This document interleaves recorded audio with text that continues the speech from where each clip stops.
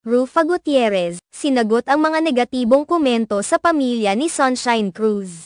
Nagbigay ng matinding sagot si Rufa Gutierrez sa mga netizens na nagbigay ng negatibong komento tungkol sa magarbo at marangyang selebrasyon ng Pasko ng pagkabago ni Sunshine Cruz at ng kanyang pamilya sa isang kilalang resort sa Parañaque. Ibinahagi ni Rufa ang ilang mga kaganapan sa kanilang pagdiriwang sa Chairman's Villa ng Solaire Resort kung saan siya ay dumaan kasama ang kanyang anak na si Loreen.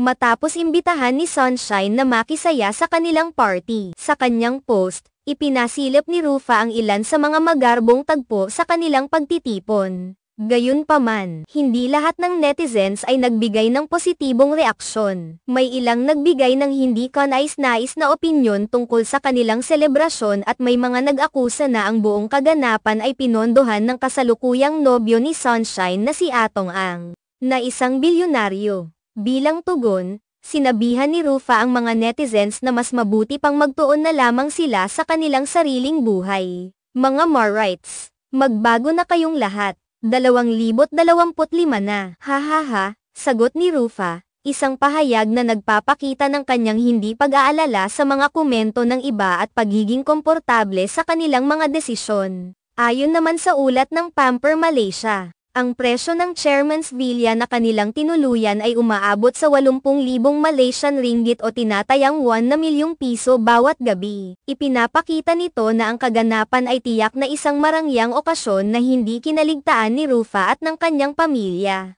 na itinuturing nilang isang espesyal na sandali ng pagsasama sa isang prestihiyosong lugar. Ang mga ganitong uri ng selebrasyon ay madalas na nagiging sentro ng mga kontrobersya, lalo na kapag ang mga tao ay nag-iisip na ang isang magarbong okasyon ay bunga ng mga hindi tamang dahilan o pinagmumulan. Gayunpaman, ipinakita ni Rufa na hindi siya apektado ng mga opinyon ng iba at mas pinili niyang magsalita ng may katatawanan at pagpapakita ng kahalagahan ng pagiging masaya at kontento sa buhay. Anuman ang sasabihin ng iba, ito rin ay nagpapaalala sa mga tao na ang social media ay isang lugar kung saan ang bawat isa ay may kalayaang magpahayag ng kanilang opinyon. Ngunit ito rin ay nagdudulot ng mga pagkakataon na magbigay ng maling impresyon o magdulot ng hindi pagkakaintindihan. Sa kabila ng mga negatibong komento, ipinakita ni Rufa na hindi siya magpapadala sa mga ito at magpapatuloy na magdiwang ng kanyang buhay nang walang takot sa paghatol ng iba. Ang mga ganitong pangyayari ay nagiging pagkakataon upang ipakita ang kahalagahan ng respeto sa buhay ng iba at ang pag-iwas sa paggawa ng mga hatol base lamang sa mga panlabas na aspeto ng buhay ng isang tao.